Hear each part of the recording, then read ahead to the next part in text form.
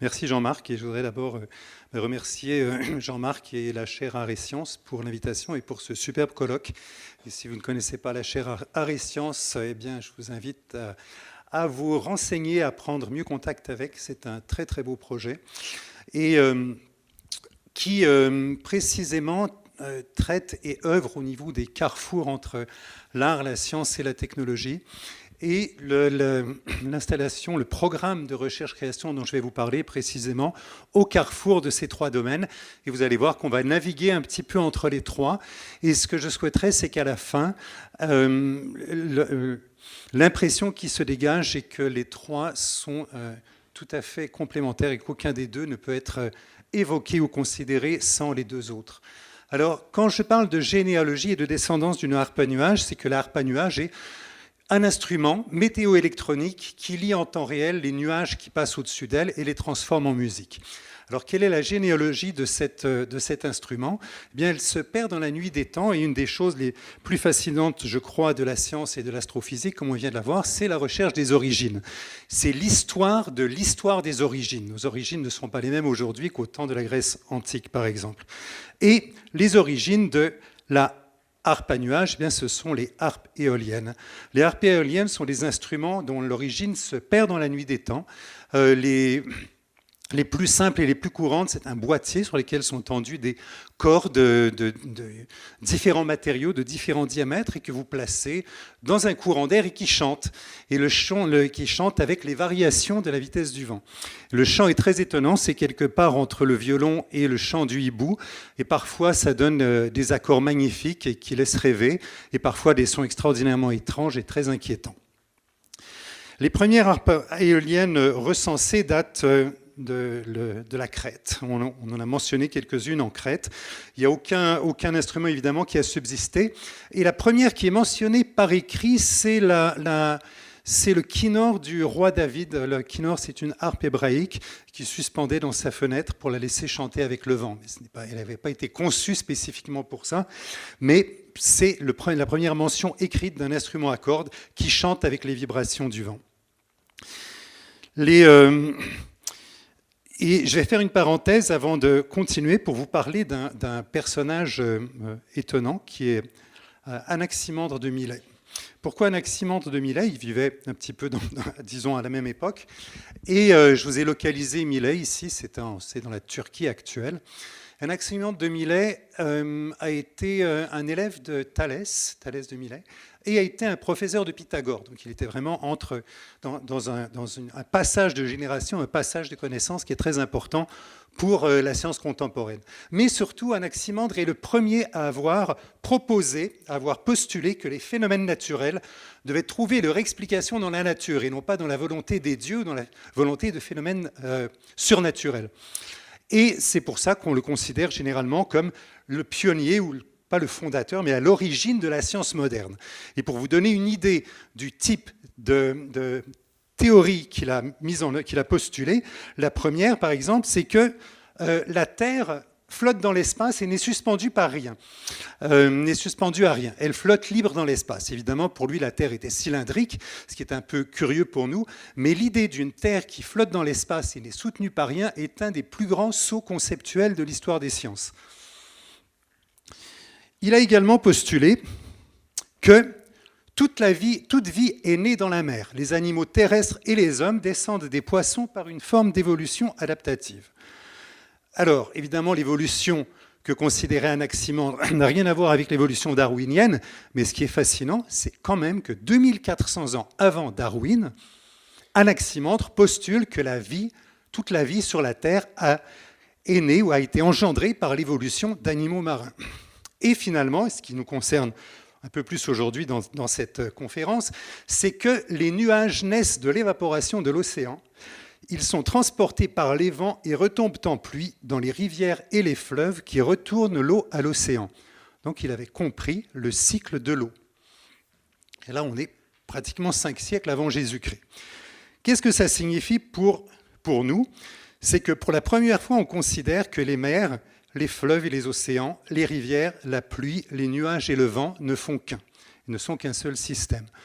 J'ai un ami qui est physicien à Santa Fe, et lui, son hypothèse, c'est qu'en réalité, il n'y a pas des nuages autour de la Terre, il n'y en a qu'un seul, dont la forme se modifie et se transforme avec le temps. C'est une hypothèse un peu radicale, mais elle naît exactement de cette idée que l'ensemble de l'eau sur la planète est un seul et même système. Alors, pourquoi faire chanter le vent avec des harpes à nuages et les nuages avec des harpes éoliennes et les nuages avec des harpes à nuages?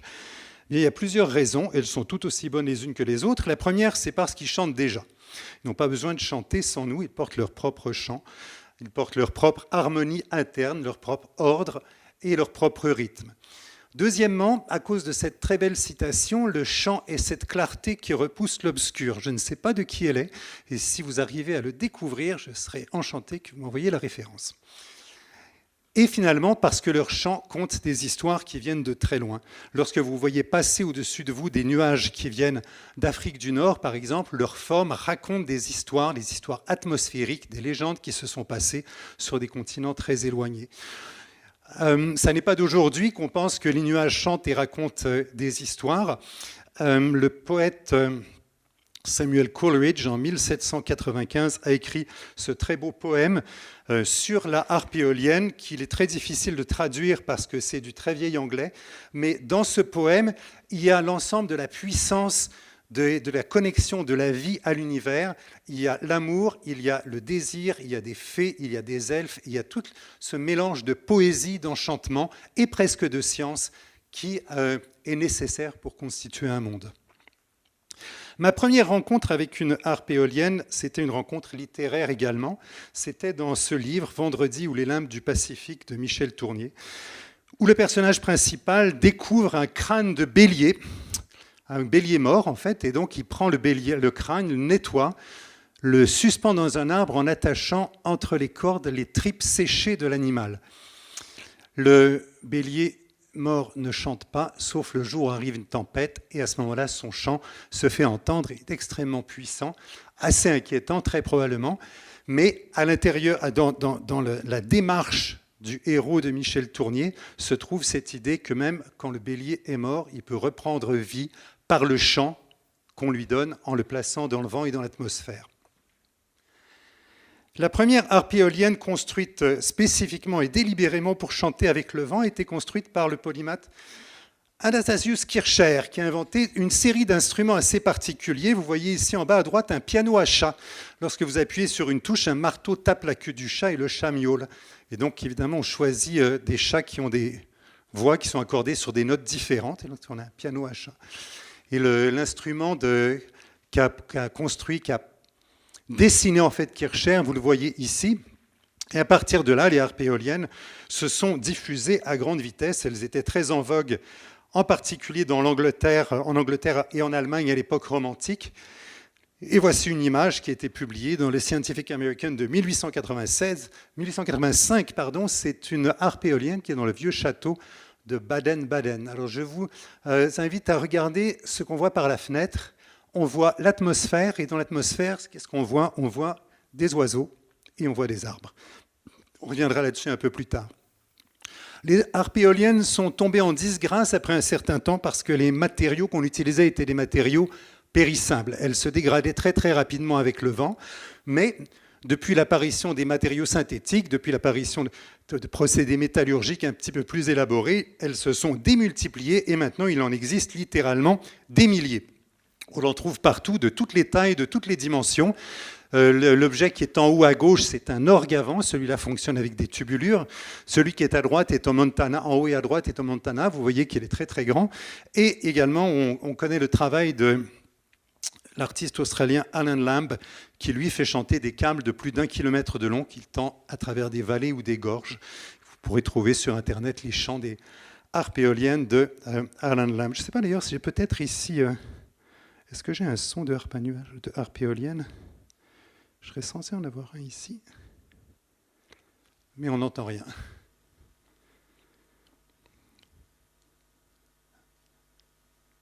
Ah, j'espère qu'on aura du son avant la fin, puisque mes harpes à nuage sont censées chanter également. Alors, la physique de la harpe éolienne est très curieuse. Ces cordes ne vibrent pas comme celles d'une guitare. Quand vous agitez les cordes d'une guitare, il y a une direction de vibration qui est dans la direction du mouvement, de la percussion de la corde avec vos doigts ou avec un médiator. Mais la corde de la harpe éolienne vibre perpendiculairement à la direction du vent. C'est-à-dire que le vent la soulève puis la rabaisse et crée en arrière ces très très beaux motifs qu'on appelle des allées de von Karman, des allées de tourbillons, ce qui fait que les cordes ne chantent jamais sur leur note, leur fréquence fondamentale. Elles chantent toujours sur les harmoniques. Et selon le matériau, leur densité, la longueur a relativement peu d'importance. Selon leur épaisseur, les harmoniques qui sont déclenchées vont changer et ça va produire des variations constantes. Les allées de von Karman, on les trouve à toutes les échelles.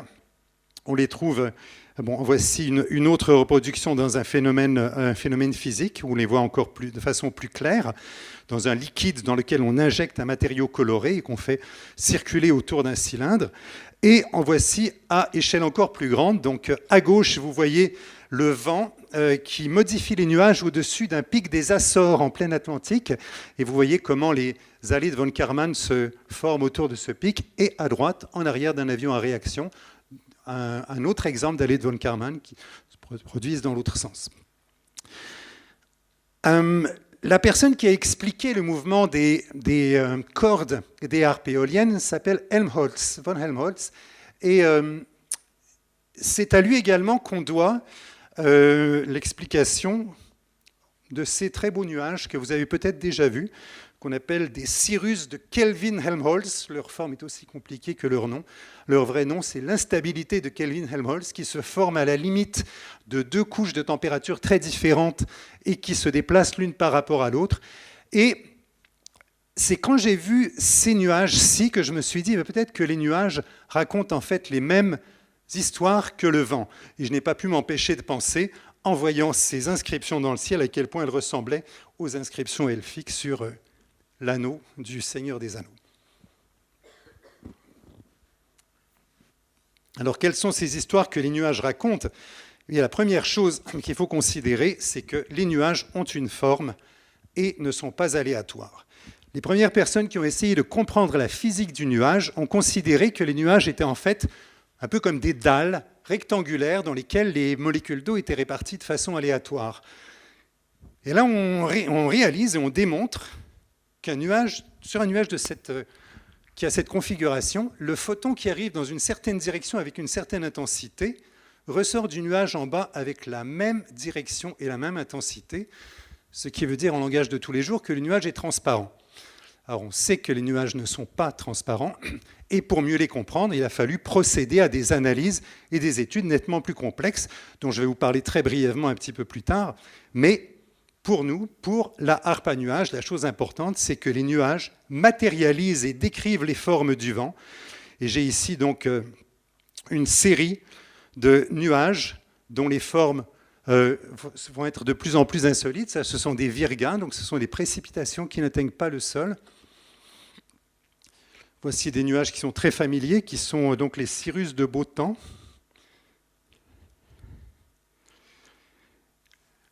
Voilà des nuages longilignes, l'un au-dessus de l'autre. Des nuages vus par satellite. Vous voyez en bas ces bandes latérales de nuages qui, vus du sol ou vus d'avion, créent ce qu'on appelle des rues de nuages, des allées de nuages, cloud streets. Voici un cumulus castellanus qui perce une couche de cirrocumulus. On voit comment la convection qui est à l'origine de ce nuage dissout en fait ou fait s'évaporer les particules d'eau. Et donc on voit cet énorme trou dans le nuage qui laisse passer ce nuage-ci, qui n'est pas un cumulonimbus. Son contour est beaucoup plus net et beaucoup mieux dessiné. Et voici un cumulonimbus stratosphérique, qui fait partie des photos qui ont été prises par un amateur de nuages du sud de la France, Pierre-Paul Feit, qui vit un petit peu au nord des Pyrénées et qui est un des très très grands photographes de nuages.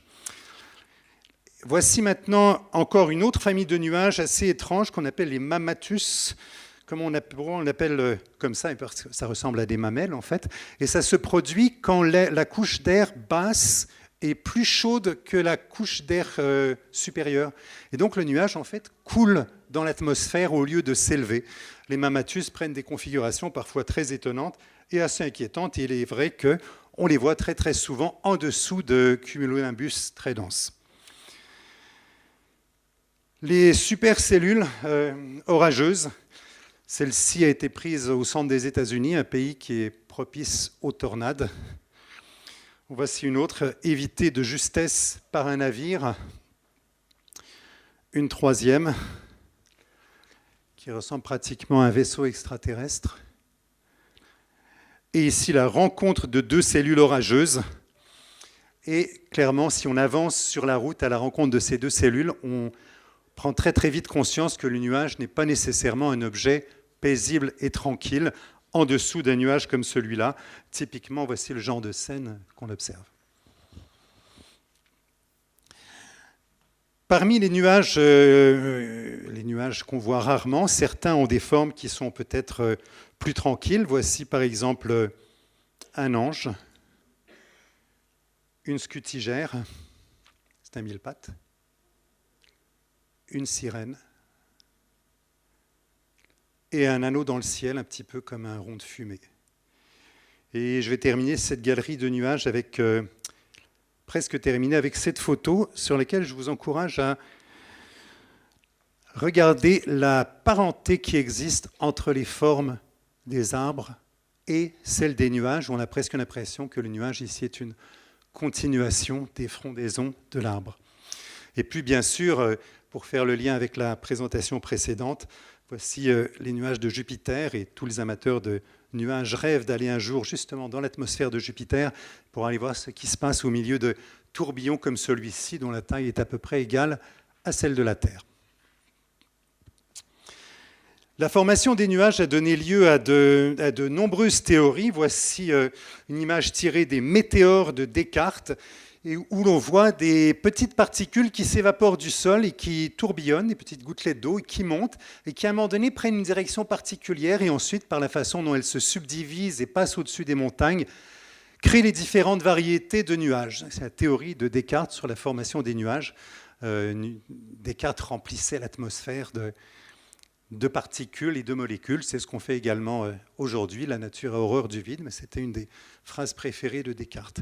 Mais la chose la plus étonnante peut-être, c'est que dès le XVIIe siècle, les peintres qui ont commencé à s'intéresser aux nuages les ont peints de façon extrêmement réaliste. C'est-à-dire que les deux tableaux du haut, par exemple, sont des tableaux qui, aujourd'hui, peuvent s'expliquer en termes de la nature et l'état de l'atmosphère et de l'éclairage. Il n'y a aucune erreur scientifique dans ces nuages, ce qui est assez étonnant puisqu'on est encore au XVIIe siècle. Et en bas, eh bien, ce sont des tableaux plus impressionnistes, mais les éclairages restent toujours aussi réalistes. Alors que le nuage est un objet qui est, on voit comment il est important dans le grand paysage de la vie, dans la grande scène de la vie, mais c'est un nuage, c'est un objet qui présente bien des difficultés. Le livre de Hubert Damisch, La théorie du nuage, à ne pas confondre avec La théorie des nuages, qui est un roman. Dans ce livre, on précise qu'il est impossible de tracer la perspective d'un nuage. On ne sait pas comment tracer la perspective d'un nuage. Et une des raisons pour ça, c'est qu'on ne connaît pas la dimension d'un nuage.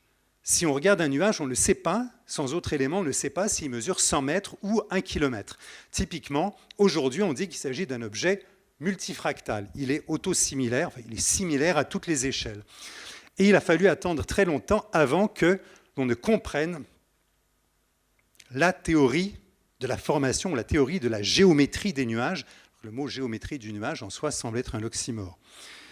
Et la première personne qui a trouvé une description géométrique du nuage, c'est la personne que vous voyez en bas ici, c'est Michael Feigenbaum. En 76-77, Michael Feigenbaum était tellement fasciné par les nuages qu'il passait son temps à les observer.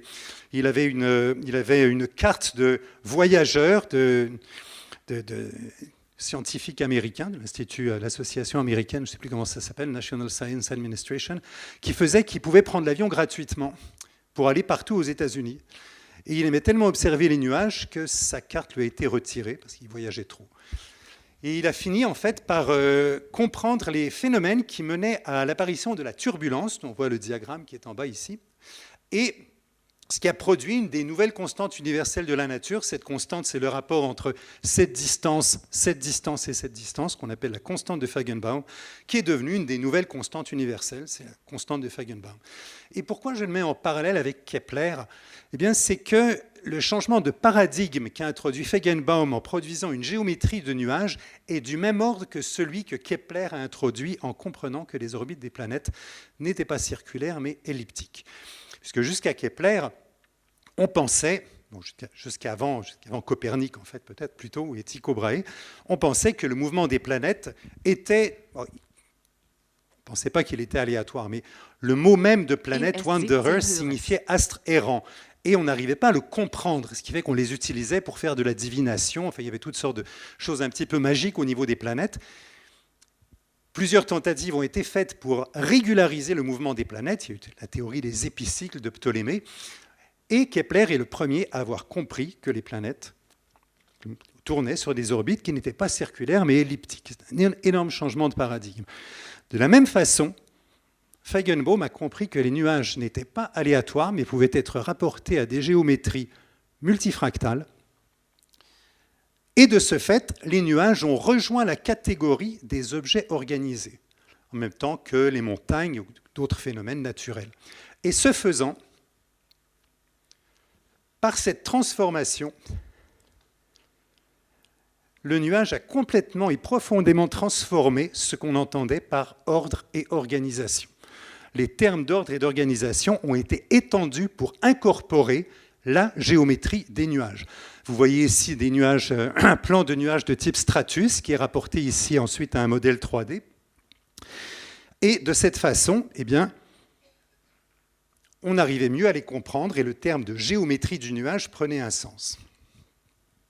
Or, il se trouve que les architectes et les musiciens sont fascinés par tout ce qui touche à l'ordre et à l'organisation. Et qu'on constate assez facilement qu'à chaque époque et à chaque moment, à chaque fois qu'un nouveau modèle cosmologique ou qu'un nouveau paradigme est présenté pour décrire le monde et la réalité, les musiciens et les architectes s'en emparent. Je n'élaborerai pas ici sur les liens intimes et privilégiés qu'entretiennent la musique et l'architecture et qui datent de 2500 ans, mais je vais simplement vous montrer ici une des expériences. Quand j'ai pris connaissance de cette géométrie du nuage, j'ai pris connaissance de cette géométrie et une des premières choses que j'ai faites, c'est d'essayer de fabriquer des architectures basées sur la géométrie d'un nuage.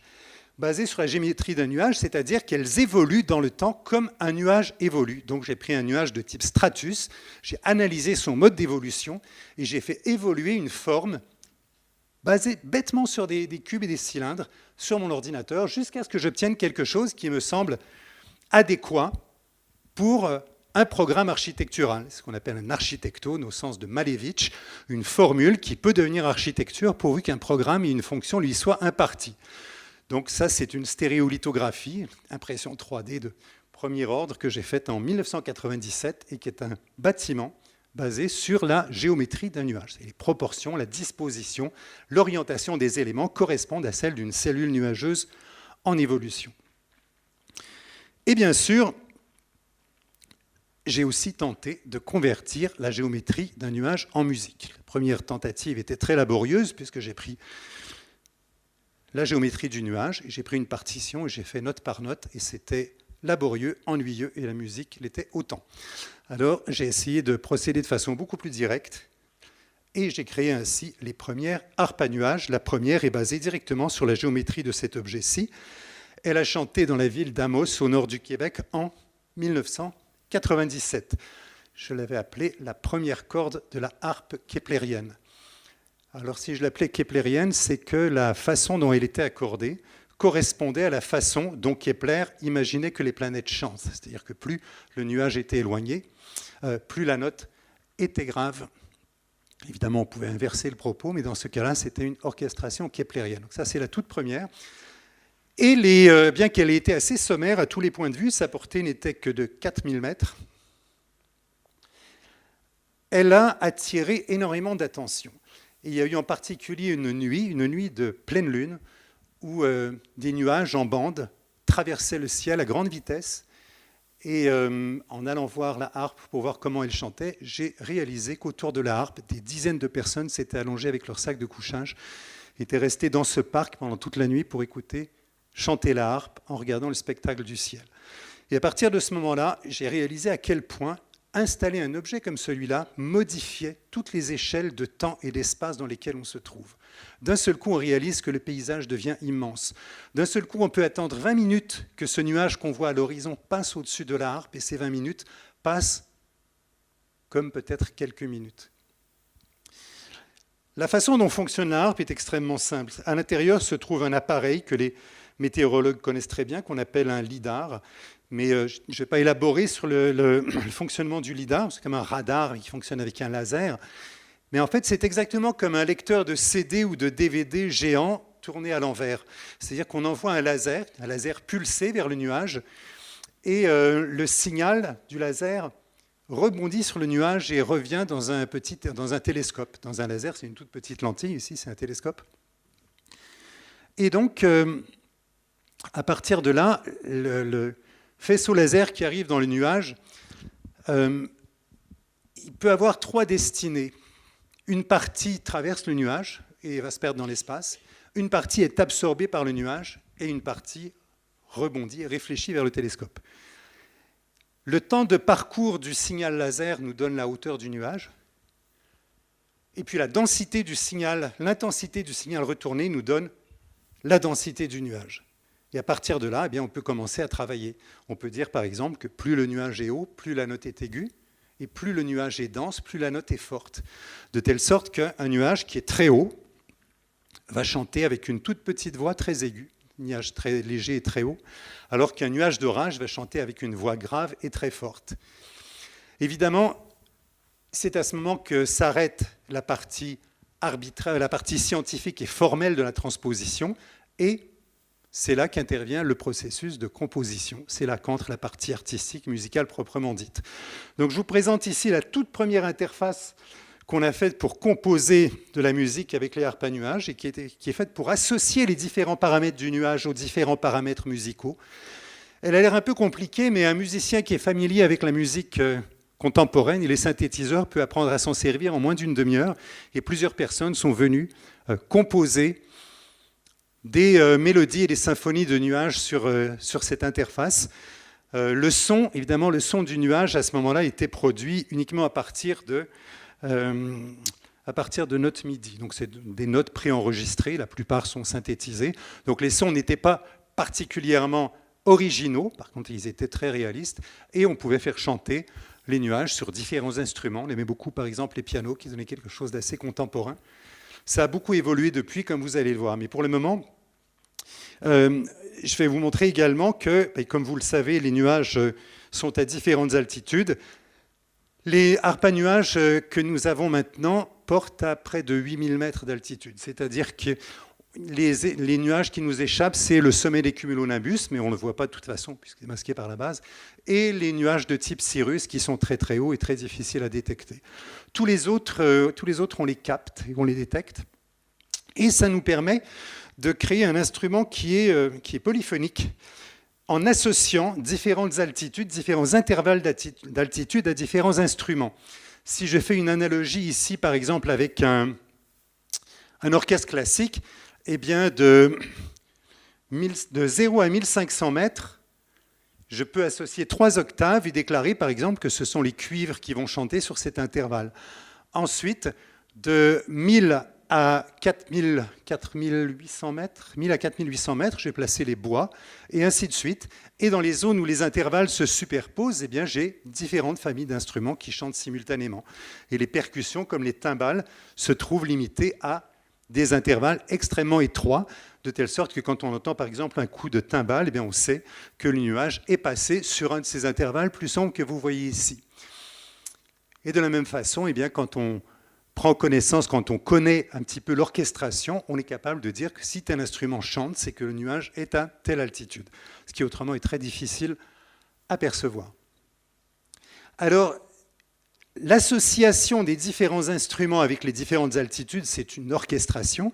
Il y a plusieurs paramètres comme ça qui peuvent être ajustés de telle sorte qu'on peut créer des orchestrations qui correspondent à différents types de paysages nuageux. On peut réaliser un très grand nombre d'orchestres selon qu'il fait gris, qu'il y a de l'orage, que c'est la nuit, le jour, que c'est l'été. L'instrument chante sur des orchestrations différentes. Même si les aspects technologiques de l'instrument ont considérablement évolué depuis 1997, ce principe-là reste le même. Voici une deuxième harpe qui a chanté en l'an 2000 à la Cité internationale de Lyon. Son architecture également était basée sur la distribution de cellules de nuages. Par contre, on a gardé les éléments orthogonaux pour être un peu dans la lignée de l'architecture de Foster, qui est en arrière de ce très beau bâtiment de Foster. Et vous avez ici, à droite, les habitants du nuage. À droite et en haut se trouve Guillaume Credo, qui travaille avec moi depuis très longtemps, qui était ici pour la conférence de Gilles Clément et qui a malheureusement dû partir, mais qui travaille toujours avec moi sur la plupart de mes projets importants. Et puis, en 2001, nous avions ce projet, Harpe à nuages pour Manhattan. C'était à l'occasion de la saison du Québec à New York. Et la configuration du buffet de la harpe, maintenant, n'avait plus rien à voir avec le nuage, elle était architecturale, et on voyait en fait comme deux navires, deux bateaux à voile qui se croisaient sur le fleuve Hudson, et dont les voiles étaient déployées, étaient recouvertes d'érables. C'était une façon de manifester le genre, les connexions culturelles importantes qui existent entre le Québec et la Nouvelle-Angleterre. La harpe a été construite à Montréal, à l'école de design, et a été transportée à New York dans un très gros camion, prête pour son ouverture le 12 septembre 2001. Donc nous étions à 400 mètres des tours. Alors, vous voyez l'endroit où se trouve la harpe, vous voyez où se trouve une photo satellite des tours détruites, donc le lendemain. Et voici une image de la harpe avec la tour nord en train de s'effondrer, prise par un de mes assistants à qui j'avais formellement interdit d'aller photographier la harpe à nuages. Donc évidemment, elle n'a jamais chanté et elle a repris le chemin de Montréal quelques mois plus tard, après avoir été beaucoup plus vandalisée par les vandales que par les attentats en particulier. Mais là où je vous dis que les nuages racontent des histoires, c'est qu'une fois rentré à Montréal, plusieurs observations étranges se sont manifestées. La plus étrange, c'est peut-être celle-ci. C'est que si vous regardez bien maintenant la forme de la harpe, ne trouvez-vous pas qu'elle évoque deux avions qui viennent en sens inverse et qui rentrent dans deux tours? Alors les nuages nous racontent des histoires. Il y a eu d'autres observations du même ordre quand je suis revenu, je vous les épargne, mais celle-là était peut-être la plus étonnante. La harpe a été récupérée, elle a chanté à Pittsburgh, voici la harpe à Pittsburgh en 2004. Et cette fois-ci, les événements se sont mieux passés. La harpe s'est très bien intégrée dans la vie de la ville. On était en plein centre-ville, où les activités urbaines se déroulaient selon le rythme quotidien, et où on a même eu l'occasion de réaliser un concerto pour pluie, harpe à nuages et 4 saxophones. Les musiciens aimaient beaucoup venir jouer et travailler avec les sons de la harpe à nuages. Par la suite, la harpe s'est retrouvée à Montréal, c'est le même modèle, sur la place de la Paix, juste en face de la Société des Arts Technologiques, dont vous voyez le bâtiment en arrière. Et là, les choses se sont également relativement bien passées, mais il faut croire que certains de ces instruments ont une destinée imprévisible, puisque il lui est arrivé également des choses. Mais avant de parler de ces événements, je voudrais vous montrer ici comment cet instrument avait été prévu pour accueillir les ombres des arbres. On était sur une toute petite place circulaire avec très peu de place et on était à côté de ces immenses gratte-ciel et donc on s'est dit notre seule façon à nous de prendre notre place au niveau architectural, c'est de faire un objet dont le design et la conception sont très soignés et qui devient un écran pour accueillir les feuilles des arbres. Et les autorités du port de New York sont venues nous voir en nous disant pour chaque feuille que vous échappez, que vous brisez, vous avez 10 $ d'amende. On s'est posé la question de savoir à qui avait été envoyée la facture après les attentats. Alors, Le quartier où se trouvait la harpe est un quartier qui, à l'époque, était un peu particulier. Il était en train d'être récupéré, en fait, essentiellement par des organisations culturelles. Donc, un matin, on a trouvé la harpe maculée de sang. Et quelques jours plus tard, des personnes qui passaient par le parc ont essayé de la faire brûler. Heureusement qu'on avait prévu de façon à l'ignifuger, c'était obligatoire de toute façon. Mais je vous montre ces images pour vous dire à quel point, même quand on travaille avec des objets en apparence aussi pacifiques que les nuages, tout ce travail artistique est toujours un travail à risque. L'art est toujours un processus à risque. Et ici, c'est quelque chose qu'on a vécu en direct à plusieurs reprises. Par la suite, les technologies ont évolué. Les équipements électroniques ont rétréci beaucoup, changé de taille, ont beaucoup diminué de taille. Et ça nous a permis en 2006 de présenter sur la terrasse Nijinsky au Châtelet ce nouveau modèle de harpe nomade. Et dans ce modèle, bien évidemment, tout est contenu. Vous avez un périscope qui permet de voir le ciel et évidemment, ça devenait beaucoup plus facile de présenter la harpe à différents endroits. C'est quelque chose qui est complètement démontable. Et on a tenté de donner à cet instrument l'apparence d'un ancien appareil scientifique en utilisant des bois semi-précieux, les acajou, des palissandres, de l'érable ondulé. Tout l'objet a été réalisé par un ébéniste et ça a été très bien fait puisque l'intérieur ici est en mousse ultra légère avec un plaquage qui permet justement de transporter très facilement. Il nous a permis entre autres de la présenter en 2009 à Moscou pour l'ouverture d'un centre Arts et Sciences et sur les îles du Frioul à Marseille en 2010. Les îles du Frioul ont été l'occasion de deux nouveaux développements. Le premier, c'est que pour la première fois, on a pu associer à la harpe un faisceau laser visible pour doubler le faisceau infrarouge. On utilise un faisceau infrarouge pour des raisons de sécurité. Lorsque vous tirez un laser visible comme celui-là, vous devez prévenir les aéroports dans un rayon de 80 km et vous devez toujours avoir quelqu'un qui surveille, même si dans ces instruments, on a des dispositifs qui font que le laser s'éteint automatiquement si la harpe bascule. Ce sont des lasers qui portent à 25 km et donc qui traversent l'atmosphère et qui permettent justement de beaucoup mieux voir, de beaucoup mieux faire la relation entre l'instrument et le ciel, ce qui est très impressionnant de voir apparaître un nuage à 6 mm d'altitude et d'entendre chanter la harpe au moment où le laser intercepte le nuage. D'autres projets n'ont pas vu le jour. C'est un peu ce que j'appelle les descendances perdues de la harpe à nuage. Ça, c'est un modèle qu'on devait présenter à Chicago. Ça, c'était en 2011 et qu'on n'a pas pu réaliser. Et une autre descendante qui est la harpe lacustre, qui devait être placée à Lausanne, dans le lac Léman, en fait, et qui devait faire chanter les courants sous-marins, la turbidité, la température sous l'eau.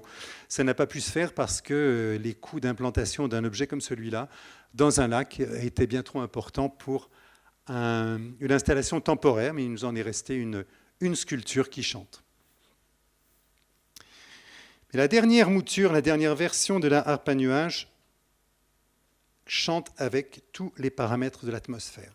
À un moment donné, on s'est dit finalement, la harpe à nuage ne chante que quand il y a des nuages.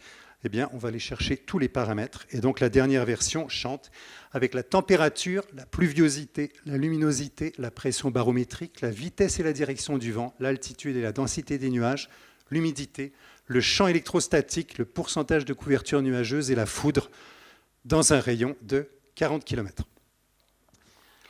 Tous ces paramètres sont fusionnés et confondus pour créer un chant très méditatif qui ne s'arrête jamais et chaque paramètre est lié à un paramètre. Chaque paramètre est lié à un instrument particulier. Cet instrument ne s'appelle plus une harpe à nuage, il s'appelle une sonde méridienne et sa réalisation, la première réalisation a eu lieu au Fresnoy en 2013. L'instrument est composé de deux éléments qui forment un angle. Et cet angle-là, à partir de la ville de Tourcoing, est celui qui relie la ville d'Ithaca aux États-Unis à l'île d'Ithaque en Grèce. Et vous voyez cette ligne pointillée qui relie les deux villes, c'est celle qu'on appelle le méridien des égarés. C'est le méridien que suivent tous ceux qui ont perdu la route de leurs origines, qui se sont égarés, qui ne savent plus comment la retrouver, et leur seule solution est de plonger en eux-mêmes pour écouter les chants de l'atmosphère, en espérant qu'ils leur indiqueront la route à suivre. Voilà une première version numérique de la sonde méridienne avec son laser et ses antennes. Une antenne pour le champ électrostatique et une antenne anémométrique en fait, pour la vitesse et la direction des vents. Voici la première maquette qui a été réalisée, une maquette à l'échelle 1/10. Et voici l'instrument installé en position au Fresnoy pour sa première présentation. Je vais vous en montrer quelques images. Et vous voyez que son image est vraiment celle d'une espèce de personnage avec cette sphère en acier inoxydable qui est aussi une sorte de résumé cosmologique, hein, parce que vous savez qu'une sphère réfléchissante contient en elle-même l'ensemble de l'univers. Elle réfléchit l'ensemble de l'univers pourvu qu'on regarde assez profondément à l'intérieur.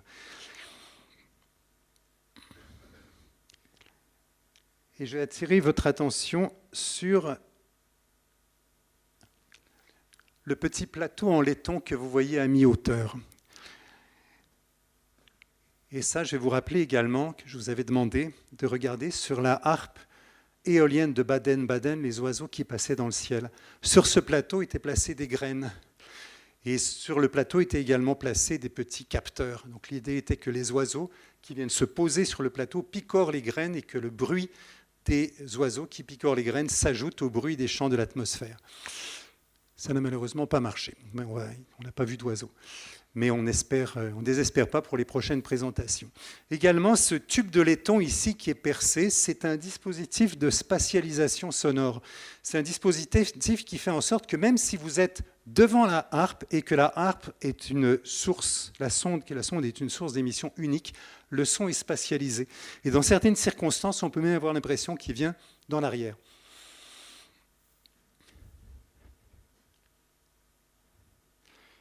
Alors voilà les deux images de la harpe entière. Et vous voyez ici donc le faisceau laser qui, encore une fois, traverse l'atmosphère de nuit.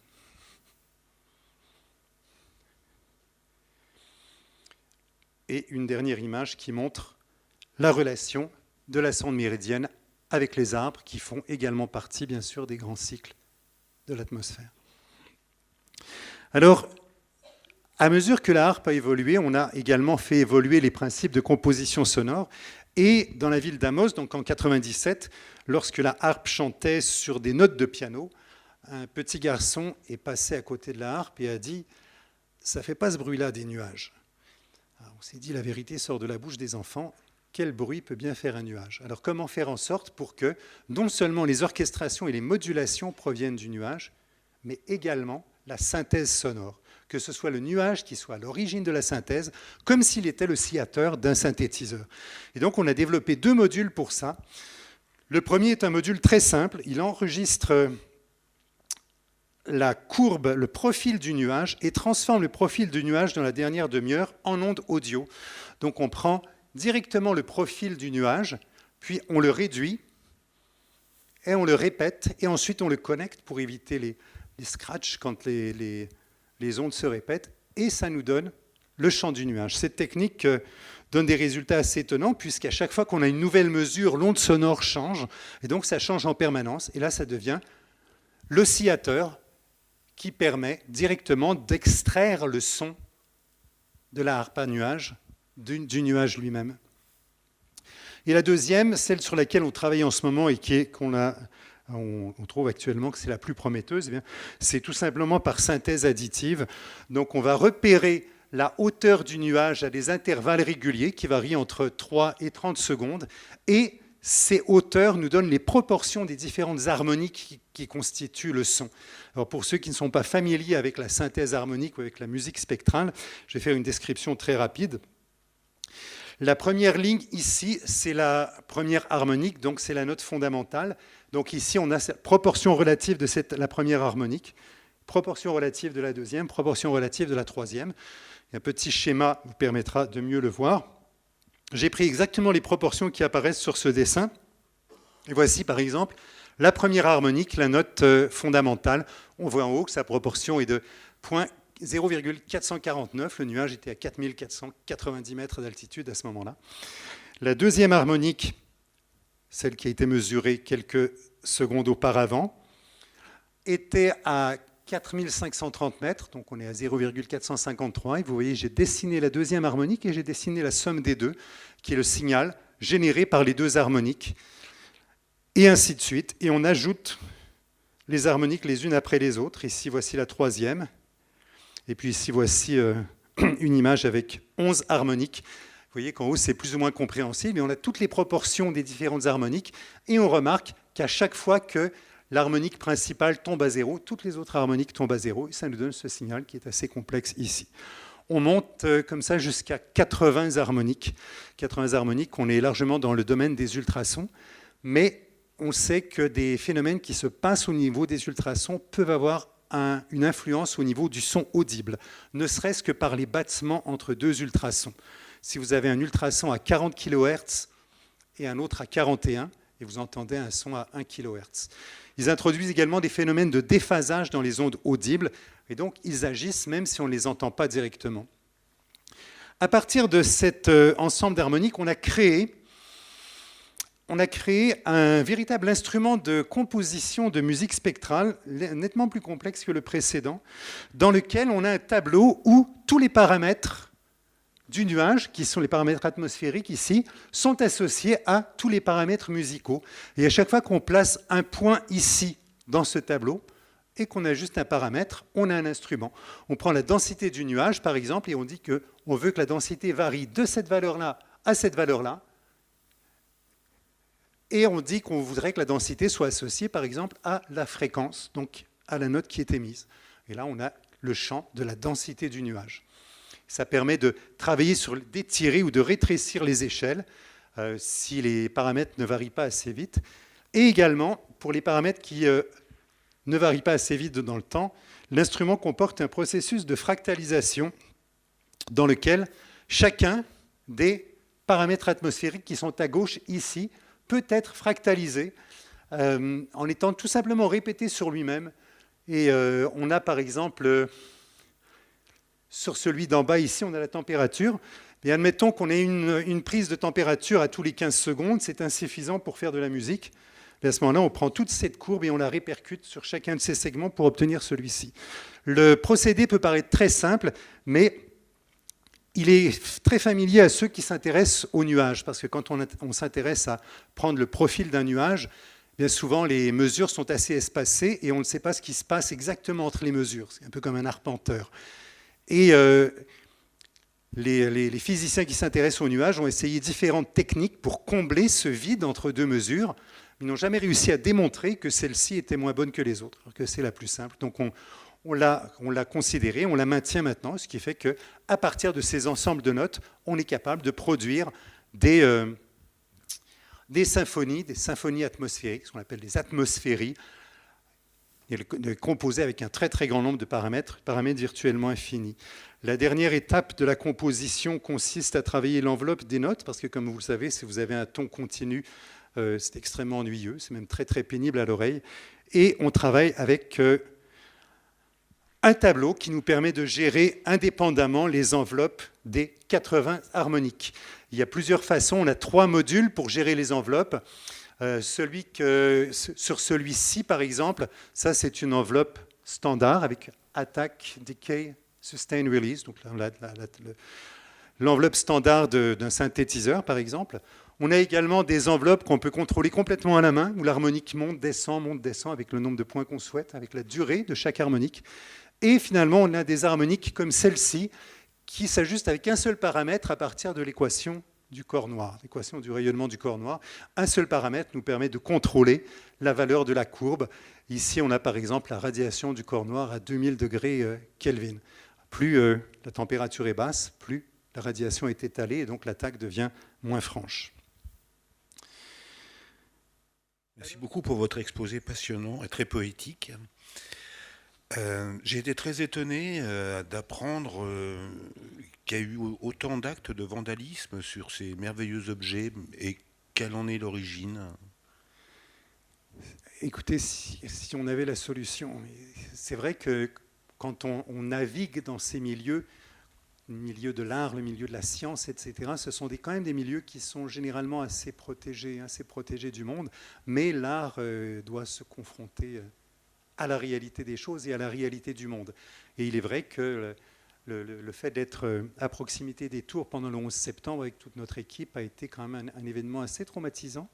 Et par la suite, un journaliste m'a demandé est-ce qu'il vaut encore la peine de faire des choses comme ça alors que le monde est en train d'entrer en guerre. Pourquoi faire de l'art alors qu'il vaudrait mieux s'occuper? Et la première phrase qui m'est venue en tête est une phrase de Georges Brassens par une de ses chansons posthumes et qui dit « Honte à cet effronté qui peut chanter pendant que Rome brûle, mais elle brûle tout le temps. » Donc si vous attendez qu'elle arrête de brûler pour faire de l'art, ben voilà. Alors il faut se confronter au monde. C'est vrai que on était étonné également que dans Montréal, qui est une ville quand même assez pacifique et très sécuritaire, c'est l'endroit où on a eu le plus de problèmes. De la ville de Pittsburgh, on était quand même dans un quartier difficile, mais ça s'est relativement bien passé. On a eu des problèmes d'un autre ordre, mais pas de cet ordre-là. Il faut dire également que la place sur laquelle on travaillait, qui était la place de la paix, il y avait une tribu sur chaque côté de la place. Il y avait, à l'est, c'était les skaters, au sud, c'était les dealers, au nord, c'était les Amérindiens, et à droite, c'était les Inuits. Et étonnamment, les Inuits ont été les plus sympathiques. Après un temps, ils nous ont dit, écoutez, nous, on va protéger votre instrument, on est capable de battre tous les gens qui viennent sur la place. Alors, vous nous emmenez chaque soir une boîte d'ailes de poulet et on protège votre instrument. Alors, on est arrivé chaque soir avec une boîte d'ailes de poulet, on est devenu très amis avec les Inuits et on n'a plus eu un seul problème. Merci Nicolas, c'est une très belle présentation. J'ai un commentaire peut-être ou question aussi par rapport à la forme de votre instrument aussi dans la relation avec l'architecture. Donc, quand je pense de nuages, ça c'est la forme très irrégulière. Le nuage, c'est une forme très irrégulière. Il n'y a pas, c'est plus, on peut dire, plus sphérique que carré. Dans les formes de harpe, il y a, quand je regarde, il y a assez beaucoup de angles carrés. Donc, c'est aussi une réflexion par rapport à l'architecture. Nous vivons dans les bâtiments qui sont très carrés. En fait, quand la sphère, c'est une forme plus efficace parce qu'il y a there's the most volume for the minimum amount of surface, right? Donc, ça, c'est une réflexion. Oui, qu'est-ce que tu en penses par rapport de la forme de l'installation de harpe? Oui. Alors, il y a deux volets à ta question. La première réponse, ça serait qu'au départ, nous, on cherchait à mieux comprendre comment se distribuait la géométrie d'un nuage visuellement. Donc en fait, c'est pour ça que les premières étaient littéralement des cubes qu'on déformait, parce que les proportions relatives des cubes nous donnaient les proportions, nous donnaient les proportions relatives des cellules du nuage et leur orientation. C'était une visualisation. Et de surcroît, si on veut faire une architecture à partir d'un nuage, je crois que la dernière chose à faire, c'est de prendre la forme d'un nuage. Enfin, il y a quand même une espèce de formalisme qui rentre en contradiction avec la notion d'architecture même. On a eu pendant quelques décennies à Montréal un insectarium dont le plan était celui d'une mouche. Quelque part, ça fait rire les enfants, mais ce n'était pas particulièrement intéressant à l'intérieur. Et donc, ce qui nous intéresse, nous, c'est de voir comment l'organisation des espaces et des formes correspond à l'organisation d'un nuage. Et ça rentrait directement en ligne avec la façon dont l'organisation, par exemple, des gammes musicales rentrait en résonance avec l'organisation des gammes architecturales dans la théorie de l'harmonie des sphères. Parce que le bâtiment n'est pas une musique, mais il se base sur les mêmes échelles de proportion et ainsi de suite. Donc ça, c'était la première. Le deuxième volet, c'est la question d'efficacité. En quoi est-ce qu'une architecture est meilleure parce qu'elle est plus efficace ? L'efficacité de l'architecture n'est qu'un paramètre mineur par rapport à son objectif précis. L'objectif de l'architecture Et là, je vais dire quelque chose qui est peut-être un peu provocateur, mais c'est des gens très bien qui me l'ont dit. On devient architecte parce qu'on veut rendre le monde plus beau, les gens plus heureux et qu'on fait notre métier avec amour. L'efficacité n'a rien à voir. On avait un professeur qui nous disait « Les meilleurs restaurants québécois sont dans des vieilles maisons traditionnelles québécoises qui ont été réaffectées en restaurants. » Alors, ce que ça veut dire que pour faire un bon restaurant, il faut construire une maison traditionnelle. Alors, il y a toute cette étape qui dit l'efficacité n'est pas un paramètre. La maison, l'architecture doit être transparente à l'usage, elle ne doit pas interférer, elle ne doit pas gaspiller non plus, surtout en ces temps environnementaux, mais ça, c'est comme je dirais le degré zéro. C'est à partir de là qu'on commence à construire de l'architecture. Si on construit une maison sphérique, parce qu'il en existe, Buckminster Fuller, on a essayé quelques-unes, Bruce Goff aussi, qui est une sorte de Buckminster Fuller sous acide, on a construit quelques-unes aussi, elles sont très belles. Mais c'est vrai qu'à l'intérieur, maintenant, on ne peut pas construire ça nécessairement en ville. Vous avez aussi Antiyova, qui est ici à Nice, qui a construit les maisons bulles, qui sont devenues maintenant des monuments historiques. Quand on y rentre, elles sont magnifiques. Mais on ne peut pas imposer cette forme à tous les gens qui veulent construire une maison. Si vous essayez, par exemple, de meubler une maison comme celle-là, ça peut être très compliqué. Alors on peut dire, pourquoi utiliser des meubles standards? Il y a peut-être des gens qui veulent conserver les meubles de leur grand-mère, etc., et qui n'ont pas du tout une maison sphérique. Donc chaque situation d'architecture est une situation unique dans laquelle on doit s'organiser pour que les personnes entrent dans la maison et quelque part, le terme qui vient à l'esprit, c'est qu'ils dansent avec l'espace. C'est une sorte de chorégraphie dans l'espace qui vont faire en sorte qu'ils vont se sentir mieux d'habiter cette maison-là qu'une autre. Et le fait d'habiter une maison qui est basée sur la géométrie d'un nuage, peut-être que ça va donner, le sachant, aux habitants une petite ivresse supplémentaire. Mais on n'est justement pas dans cette notion d'efficacité.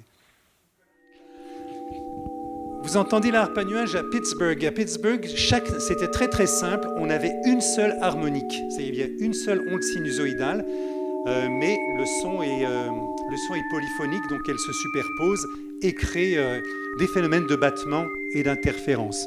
Ici, on a des nuages qui sont très hauts. Et en milieu de séquence, une séquence de 6 minutes, je ne vais pas la faire tourner jusqu'au bout, en milieu de séquence, on entend apparaître une couche de nuages plus basse où les notes deviennent plus percussives et plus brèves et plus graves.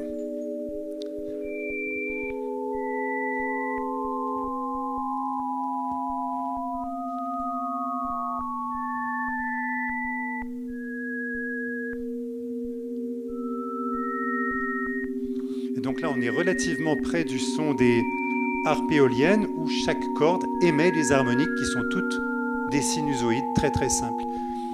Les harmoniques se superposent.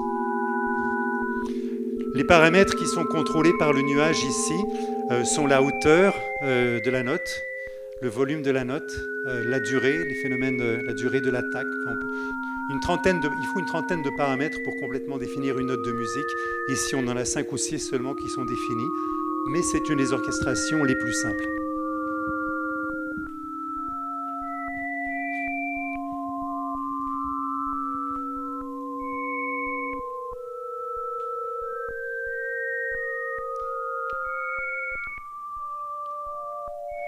Et je vais tenter de vous faire écouter maintenant une orchestration à 80 harmoniques. Donc c'est basé sur cet instrument de composition spectrale.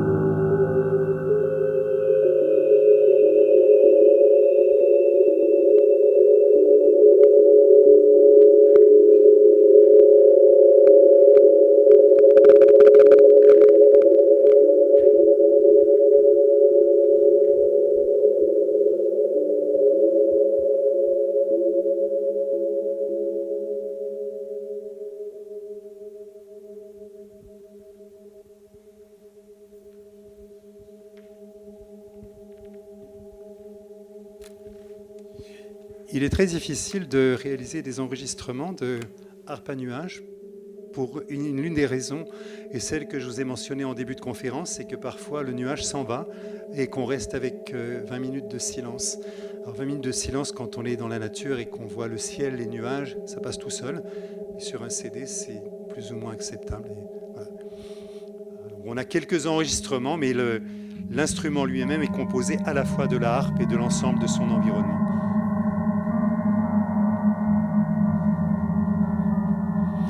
Je vous invite, si vous voulez en entendre plus, à vous rendre sur le site internet de mon laboratoire et à nous rejoindre également peut-être pour une installation complètement différente qu'on présente cet automne au château de Chambord à l'occasion des fêtes du 500e anniversaire de la fondation du château et de la mort de Léonard de Vinci, et dans laquelle ce ne sont plus les nuages qu'on fait chanter, mais l'architecture du château lui-même. Voilà, plus d'explications également sur mon site internet parce que le temps court et je voudrais quand même vous montrer une dernière diapositive. Vous savez, j'ai rencontré il y a des années, quand j'étais petit en France, un comédien extraordinaire, Philippe Avron, qui est mort en 2010, une personne remarquable, et qui, à la fin de chacun de ses spectacles, disait « C'est incroyable le nombre de personnes qu'il faut pour faire un truc tout seul ».